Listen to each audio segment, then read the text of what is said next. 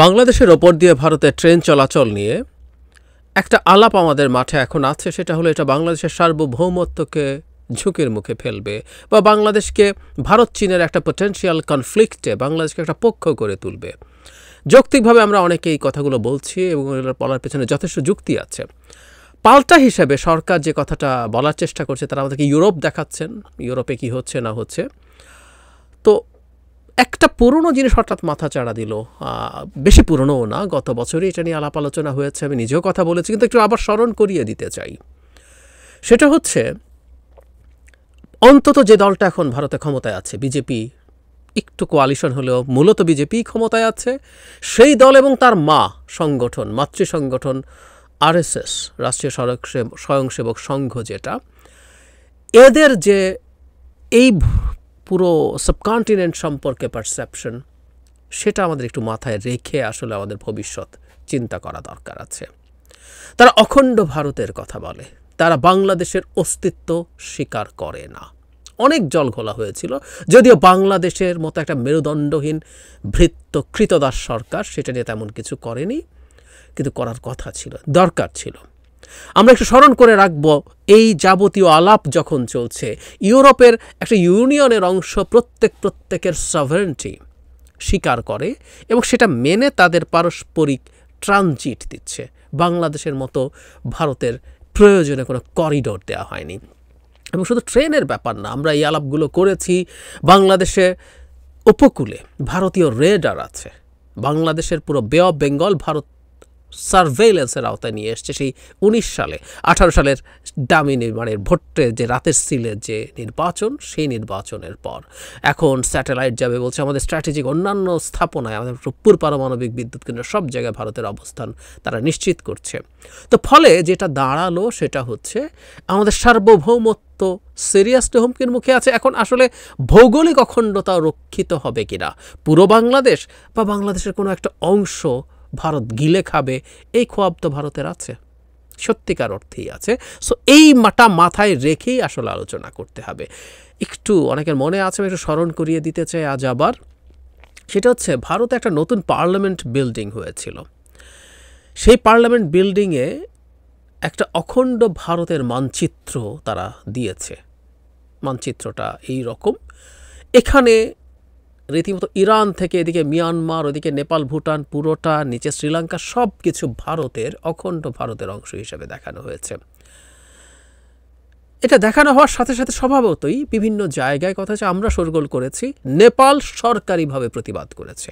তখনকার নেপালের প্রধানমন্ত্রী খুব শক্ত প্রটেস্ট করেছিলেন এটা নিয়ে। আর বাংলাদেশের তৎকালীন পররাষ্ট্রমন্ত্রী, প্রতিমন্ত্রী বলেছিলেন ভারত তাদেরকে জানিয়েছে, এটা তারা সম্রাট অশোকের সময়কার ভারতকে দেখিয়েছেন, এটা কোনো ব্যাপার না, ইত্যাদি ইত্যাদি। এটা নিয়ে অহেতুক শোরগোল করা হচ্ছে এবং বাংলাদেশ এটায় কনভিন্সড হয়েছিল। কিন্তু ব্যাপারটা কি আসলে এত সরল? কোনো কারণ আছে। এটা যখন পার্লামেন্টে দেয়া হয়েছিল, আমি আপনাদেরকে জানাই, অনেকের মনে আছে নিশ্চয়ই, এটা এত তুচ্ছ ব্যাপার না। যখন পার্লামেন্টে এটা টানানো হয়েছিল, তখন এই ছবিটা তুলে টুইট করেছিলেন তখনকার সংসদীয় মন্ত্রী প্রহ্লাদ যোশী। টুইট করে লিখেছিলেন, সংকল্প স্পষ্ট, অখণ্ড ভারত। তাদের সংকল্পই হচ্ছে অখণ্ড ভারত। ভারতের বিজেপির একজন মন্ত্রী বলছেন, মানে এটা শুধু আরএসএস এর বিষয় না, আরএসএস এর প্রসঙ্গে আমি আসছি, তারা কি বলে, বিজেপি যারা সরকারে আছে, ক্ষমতায় আছে, তারা বলছে তাদের সংকল্প হচ্ছে অখণ্ড ভারত প্রতিষ্ঠা করা। সে সময় কর্ণাটকের শাসক দল বিজেপির টুইটার হ্যান্ডেলেও অখণ্ড ভারতের ম্যাপের ছবি দিয়ে লেখা হয়েছিল, আমাদের গর্বিত মহান সভ্যতার জীবনী শক্তির প্রতীক, অফিসিয়াল জায়গায়। শুধু তাই না, এরপর অযোধ্যায় রাম মন্দিরের প্রাক্কালে বিজেপি শাসিত রাজ্য মধ্যপ্রদেশের মুখ্যমন্ত্রী, এটা হলো প্রহ্লাদ যোশীর পর, মোহন যাদব, তার এক রাজ্যে অনুষ্ঠানে বলেছেন, অযোধ্যার মন্দির প্রতিষ্ঠা অখণ্ড ভারত গড়ে তোলার পথে এক গুরুত্বপূর্ণ পদক্ষেপ।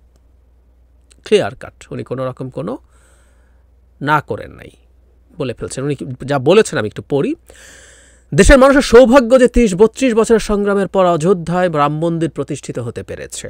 500 বছর ধরে প্রজন্মের পর প্রজন্ম রাম মন্দির প্রতিষ্ঠার লড়াই করে এসছে, আজ তা সফল। ঈশ্বর চাইলে অখণ্ড ভারত আবার তৈরি হবে, আজ না হলে কাল তো হবেই। সেই অখণ্ড ভারতের ব্যাপ্তি পাকিস্তানের সিন্ধু ও পাঞ্জাবে গিয়ে শেষ হবে না, শেষ হবে আফগানিস্তানে। আর আমরা সহজে নানা নানকানা সাহিব মানে গুরু নানকের যে জন্মস্থান সেটায় যেতে পারবো সহজেই। এখানে বিজেপির কথা বললাম, কিন্তু আরও অত্যন্ত কঠোর ধরনের কথাবার্তা আরএসএস বলেছে। আরএসএস দীর্ঘদিন থেকে, আরএসএসের জন্ম থেকেই তারা, যে জন্ম তো হয়েছে পার্টিশনের অনেক আগে, এই সাবকন্টিনেন্টের রাষ্ট্র, স্বাধীন রাষ্ট্র তৈরির আগেই, কিন্তু এটাকে তারা কখনো মেনে নেয় নাই। তারা অখণ্ড ভারত, বিরাট একটা জায়গা, যে বললাম আফগানিস্তান থেকে এদিকে মিয়ানমার, এদিকে শ্রীলঙ্কা, এদিকে নেপাল, ভুটান পুরোটা, এবং তিব্বতের একটা অংশ তারা অখণ্ড ভারতের পার্ট হিসাবে ক্লেম করে। 2022 সালের কি মারাত্মক কথাবার্তা তারা বলছেন, এবং আমরা খুব ভালো মতো জানি আরএসএস আসলে মূলত বিজেপি চালিকা শক্তি। এই নির্বাচনে তাদের মধ্যে কিছুটা মনোমালিন্য হয়েছে, কিন্তু আসলে ওটারই সন্তান, আরএসএসের সন্তানই হচ্ছে, পলিটিক্যাল উইংই হচ্ছে বিজেপি ডিফ্যাক্টো আমরা বলতে পারি। সো যে আরএসএস কি বলে বেড়াচ্ছে সেটা আমাদের একটু মনে রাখা দরকার। স্বাধীনতার প্লাটিনাম জুবিলি উদযাপনের প্রাক্কালে স্বয়ংসেবক সংঘ আরএসএসের মোহন ভাগবত, যিনি প্রধান, তিনি নতুন করে এই টার্গেট বেঁধে দিচ্ছেন। তিনি বলছেন, অখণ্ড ভারতের স্বপ্ন পূরণের পথে ভয়ই একমাত্র বাধা। যেদিন এই ভয় কাটানো যাবে সেদিন অখণ্ড ভারত গড়া সম্ভব হবে। মানে তাদের স্ট্রাকচারটা কীরকম, ওখানে বেশ কিছু ধর্মগুরু পণ্ডিত মিলে একটা পুরো স্ট্রাকচার তৈরি করেছেন। স্ট্রাকচারটা এরকম, সেই অখণ্ড ভারত হবে হিন্দু রাষ্ট্র, তার চরিত্র সংবিধান কেমন হবে সেটাও পরিচালনা এখানে বলা হয়েছে। কীরকম হবে সেটা হচ্ছে এরকম, অখণ্ড ভারতে বসবাসকারী মুসলমান ও খ্রিস্টানদের ভোটাধিকার থাকবে না। ভোটদানের অধিকার ছাড়া তারা এই দুই সম্প্রদায়ের সবাই অন্যদের মতো আর সব নাগরিক সুযোগ সুবিধা অধিকার ভোগ করতে পারবেন। রাজধানী হবে বারাণসী, নতুন ধর্ম সংসদও গড়ে তোলা হবে, ইত্যাদি ইত্যাদি। সামরিক প্রশিক্ষণ নিতে হবে, কৃষিক্ষেত্র আয়কর মুক্ত থাকবে, ইত্যাদি ইত্যাদি। এতে তাদের অখণ্ড ভারতবর্ষের যে মানে মানচিত্র ছাপা হয়েছে সেটা এরকম, পশ্চিমে আফগানিস্তান ও পাকিস্তান, পূর্বে মিয়ানমার ও বাংলাদেশ, দক্ষিণে শ্রীলঙ্কার কোনো স্বকীয় অস্তিত্ব রাখা হয়নি। 5টি দেশই ভারতের অন্তর্গত, একটা পতাকা টতাকাও রাখা আছে। তার মানে হচ্ছে এই আরএসএস দীর্ঘকাল থেকে, শুধু সেটা না, আরএসএসের কতগুলো পরিচালিত স্কুল আছে, সেই স্কুলগুলোতে অখণ্ড ভারত সম্পর্কে পড়া বাধ্যতামূলক। সেটা থেকে প্রশ্ন আসে, সে অখণ্ড ভারতের সীমা কি সেটা জানতে চাওয়া হয়। তার মানে ভারতের একটা খুব বড় অংশের মানুষের মাথায় শিশুকাল থেকে গেঁথে দেয়া হচ্ছে বাংলাদেশ, আমি আর অন্য দেশের আলোচনায় যাচ্ছি না, বাংলাদেশ বলে কোনো দেশের অস্তিত্ব নেই। তারা বিরাট সংখ্যক মানুষ এভাবে বেড়ে ওঠে।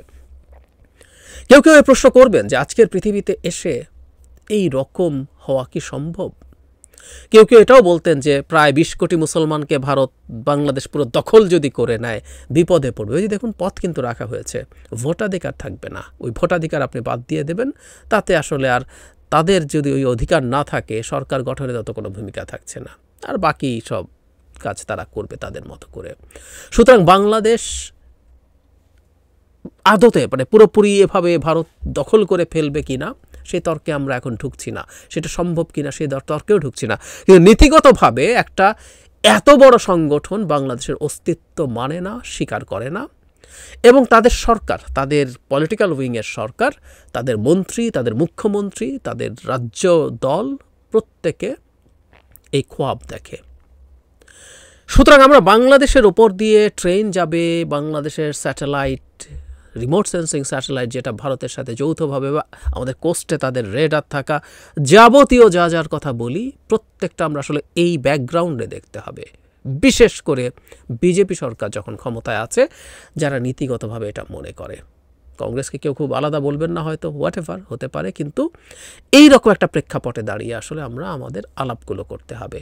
যখন ভারতকে নিয়ে অনেক কথাবার্তা বলছি আমরা, অহেতুক এই বলছি সেই বলছি, আবারও প্রধানমন্ত্রীকে দেখলাম উনি পার্লামেন্টে এটাকে ট্রানজিট হিসাবে চালিয়ে দেওয়ার চেষ্টা করছেন, কানেক্টিভিটি হিসাবে চালিয়ে দেওয়ার চেষ্টা করছেন। এটা নিয়ে আমি ওনার সংবাদ সম্মেলনের পরে জবাব দিয়েছি, এগুলো কোনোটাই আসলে ট্রানজিট না, কোনো রকম কোনো কানেক্টিভিটির প্রশ্ন নাই, বরং এই পরিস্থিতি যে এখানে করিডোর দেয়া হচ্ছে এবং তারা তাদের মতো করে যা যা প্রয়োজন তা সব কিছু করছে এবং ধাপে ধাপে আগাচ্ছে, আমরা খেয়াল করছি, কিন্তু বাংলাদেশ ঢুকে পড়ছে।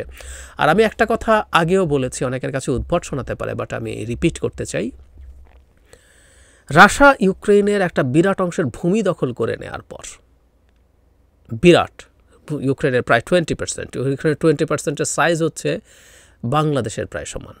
ইউক্রেনের টোটাল যে এরিয়া সেটা যদি হিসাব করি প্রায় বাংলাদেশের সমান একটা ভূখণ্ড রাশিয়া দখল করে ফেলেছে, এবং তার দেশের অংশ হিসেবে সে এটাকে তাদের আইনগত সোকল্ড আইনগত যা যা বিধিবিধান দরকার সেটা দিয়ে গ্রাস করে ফেলেছে। সুতরাং একটা দেশ চাইলে পাশের দেশের ভূমি দখল করতে পারবে না। দ্বিতীয় বিশ্বযুদ্ধের পর যে এক ধরনের একটা আন্ডারস্ট্যান্ডিংয়ের মধ্য দিয়ে আমরা গিয়েছিলাম, অনেক কনফ্লিক্ট আছে, যুদ্ধ আছে, সৈন্য ঢুকেছে, পছন্দের সরকার না তাকে উল্টে ফেলে দিয়েছে, নানান রকম ঘটনা ঘটেছে, কিন্তু এই ভূমি দখল করে নিজের অংশ করে নেয়া এটা শুরু হয়েছে। সুতরাং পুরো বাংলাদেশ নাকি কোনো স্ট্র্যাটেজিক জায়গার একটা অংশ দখল করে নেব, একদিন ম্যাপ ধরে আমরা আলোচনা করব, সেটা হতে পারে। সুতরাং এই যে অখণ্ড ভারতবর্ষের পুরো খোয়াব, সেই পুরো খোয়াব অন্য কোন দেশে, পাকিস্তানের অ্যাটম বোমা আছে, সেটা এই খোয়াব দেখা এত সহজ হবে না। পাকিস্তানকে ডিঙিয়ে গিয়ে গ্যাপ দিয়ে আফগানিস্তানের, সেটাও সহজ হবে না, বা অলমোস্ট ইম্পসিবল। নেপাল ভুটানের কী হবে সেটা তারা জানে, কিন্তু বাংলাদেশ একটা জেনুইন রিস্কে আছে, কারণ এখানে ভারতের একটা কৃতদাস সরকার ক্ষমতায় আছে। সেটা যদি হয় আমাদের জন্য আসলে সব রকম, ইভেন আমাদের কোনো একটা অংশ দখলীকৃত হওয়ার ঝুঁকি আছে। আর যদি তাত্ত্বিকভাবে বলছি, সে যদি ঝুঁকি নাও থাকে, যেই সরকার এবং যেই সরকারের মাদার সংগঠন বাংলাদেশের অস্তিত্ব স্বীকার করে না, তার কোরের মধ্যে সেটা বিশ্বাস করে না। এখন যেহেতু আমরা একটা স্বাধীন দেশ, আমার সাথে নেগোশিয়েট করছে, দেখাচ্ছে, ভাব ধরছে আমরা একটা স্বাধীন দেশ, আমাকে সেই প্রোটোকল দেয়, কিন্তু তার অন্তর্গতভাবে সে আমাকে স্বীকার করে না। আমরা এদের সাথে ডিলিংয়ের ক্ষেত্রে এই একটা ব্যাপার ক্রমাগত সবসময় মাথায় রাখতে হবে।